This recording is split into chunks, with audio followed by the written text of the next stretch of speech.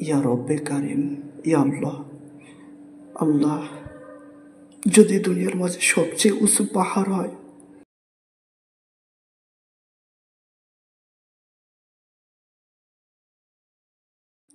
ইয়া রব্বে কারিম, ইয়া আল্লাহ।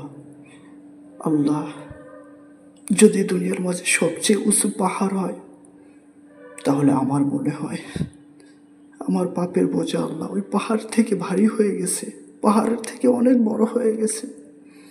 হে রব্বে কারিম, তুমি আমাকে মাফ করে দাও। আমি জেনে অনেক পাপ করে ফেলেছি আল্লাহ। আমি জেনে অনেক কবিরা সগীরা গুনাহ গোপনে প্রকাশে করে ফেলেছি আল্লাহ।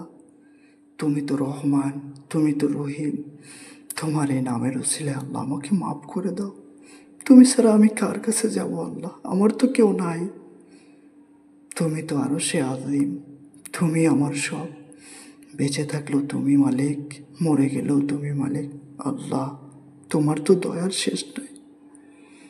আল্লাহ, তুমি আমাকে মাফ করে দাও। আমি যে ভুল, যে গুনাহ হারাম জেনেও করেছি আল্লাহ, এত গুনাহ করে ফেলেছি আল্লাহ।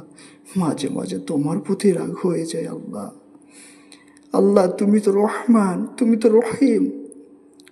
তোমার এক পরিমাণ ভালোবাসা দিয়েছ, আর 99% তোমার কাছে রেখে দিছ আল্লাহ। 1% ভালোবাসায়, তোমার ওই 99% ভালোবাসার উসিলায় তুমি আমাকে মাফ করে দাও আল্লাহ।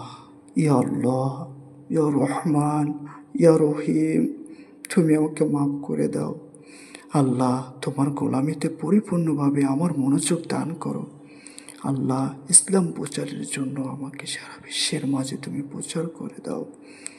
ইয়া আল্লাহ, আমাকে সাহায্য করো।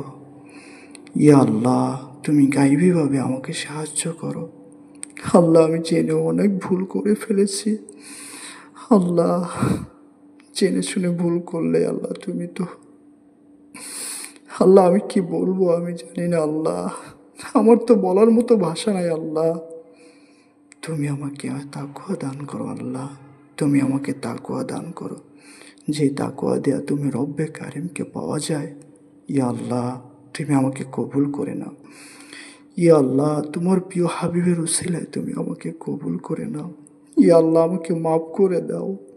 ইয়া আল্লাহ, আমাকে মাফ করে দাও আল্লাহ। এত পরিমাণ গুনাহ করতে করতে আমি ক্লান্ত হয়ে গেছি আল্লাহ। আমি গুনাহ করতে করতে আল্লাহ ক্লান্ত হয়ে গেছি আল্লাহ। মানুষ যেমন